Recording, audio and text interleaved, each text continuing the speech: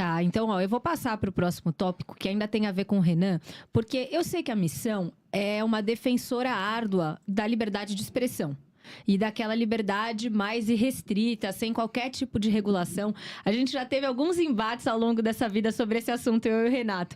Mas, recentemente, uma decisão da Justiça mandou o Renan Santos apagar uma série de vídeos que ele tinha publicado falando sobre o Wesley Safadão. Me corrijam se eu estiver errada, e eu sei que os fiscais da audiência estão aqui para isso, mas parece que ele chamou o Wesley Safadão de um novo ícone da corrupção.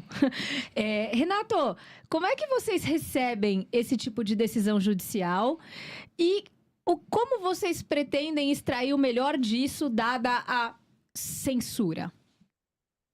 Olha, eu vou te falar que eu não li essa decisão, porque ela, acho que foi ontem ou hoje, cedo ainda foi bastante em cima. O que eu sei é o seguinte, eu inclusive fiz uma representação contra o Wesley Safadão e contra o deputado federal Júnior Mano, do Ceará, que o que a gente narrou ali, e creio que o Renan disse a mesma coisa, é de que há um grande esquema, há um grande escândalo de corrupção que já foi desvendado pelo Ministério Público, que já teve operação da Polícia Federal envolvendo este deputado, envolvendo, né, esse cantor.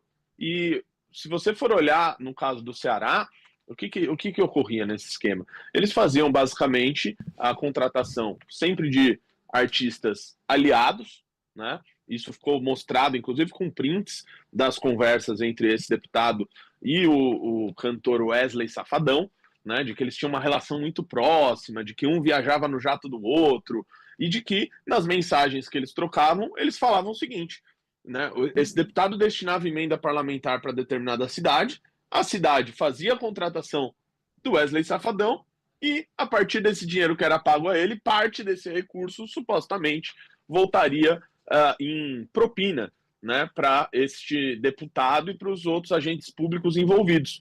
Isso ficou demonstrado. Há um print muito claro do deputado dizendo para o Wesley Safadão que ele precisava de X mil reais para realizar determinado evento lá no estado do Ceará. Enfim, tem as provas são abundantes disso aí. Tanto que eu, inclusive, fiz uma representação no Ministério Público Federal, já tem uns 2 meses, sobre esse caso, uma notícia crime, né, tratando desses temas, que já estão em investigação. Enfim, o Renan, por ter dado voz a isso, por ser pré-candidato a presidente, não tenha dúvida disso, recebeu esse processo dele aí, que, assim, novamente, eu não li a decisão, mas eu acho que é inócua, porque ele está falando de fatos que são públicos, né? Ele está denunciando uma conduta que ele considera errado, não importa que não é de um agente público, mas é de uma pessoa com ligações comprovadíssimas com agentes públicos. Há uma cidade no Ceará que é governada pela família desse cantor, né? O pai dele já trabalhou na prefeitura, a mãe dele foi prefeita, o irmão foi prefeito, algo nesse nível, assim, é um clã que domina uma cidade no Ceará, então, portanto, está passivo de críticas, né? Então, acho que essa ação, no final das contas, aí, ela não deve prosperar. Não sei se ela teve uma decisão liminar ou alguma coisa sobre isso nesse momento, mas não vai prosperar porque são só fatos públicos que estão sendo narrados e é uma denúncia importante que um agente público, um pré-candidato, deve fazer. E outra coisa, eu conheço, inclusive, artistas, por exemplo, uma dupla que é o Zé Neto e o Cristiano, eles não realizam shows para a prefeitura e poderiam, eventualmente, realizar exatamente shows que, que há motivo de existir, que há cachê justo, etc. Muitos artistas fazem, inclusive, de graça, quando é um show público para as pessoas, etc. Agora, é mínimo muito estranho, né, pessoal? E quando você conhece os agentes públicos envolvidos, né, você começa a desconfiar cada vez mais, ou às vezes a ter cada vez mais certeza.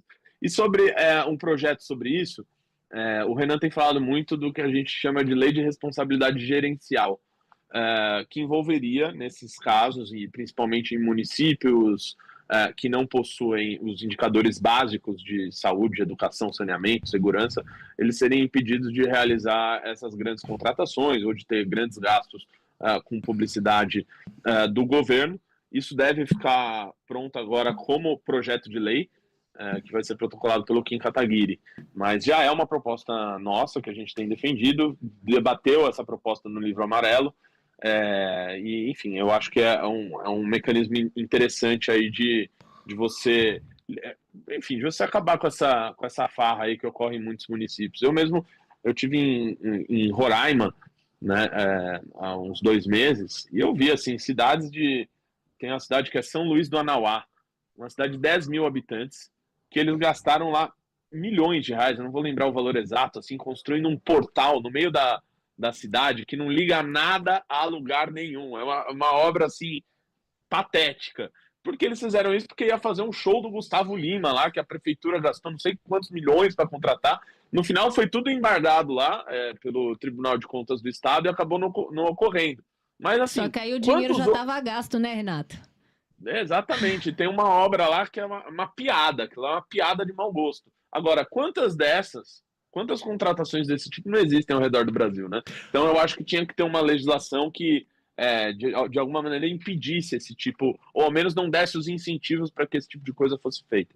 Eu acho que mais que uma legislação que proibisse os shows de grandes ou pequenos, ou sertanejos ou qualquer outra vertente musical, o que acontece é que aí, tudo indica, em muitos dos casos, tem desvio de dinheiro.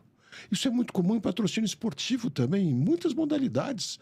Acreditem ou não, o dinheiro é dado para o atleta ou para o músico, digamos, 100 vem para ele, e já tem combinado um rebate de 20, 30, 40, 50, dependendo do caso, e aí que está o interesse. Então, acho que mais importante que a lei é que houvesse fiscalização policial, inclusive, e cadeia para quem faz isso. É crime seríssimo. Agora, você faz uma lei que proíba isso, eles vão arrumar outro jeito de desviar dinheiro, sem dúvida. Não, e assim, eu acho que as pessoas têm muitas discordâncias a respeito de muitas coisas. Mas me parece bastante razoável e até lógico que a gente vá pensar em, por exemplo, produção cultural, em trazer shows. E vejam, gente, eu sou uma defensora da cultura. Eu acho que faz parte da formação de um bom ser humano, ter acesso a bons músicos, a bons shows. Isso é muito importante.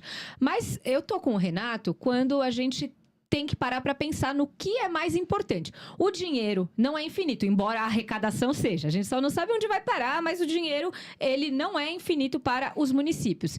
Se a gente não tem saúde, se a gente não tem educação, se a gente não tem segurança, será que pensar em show vai resolver algum dos problemas dessa população? Ou será que é um pouco do pão e circo que a gente escuta falar desde sempre na escola? E mais, uma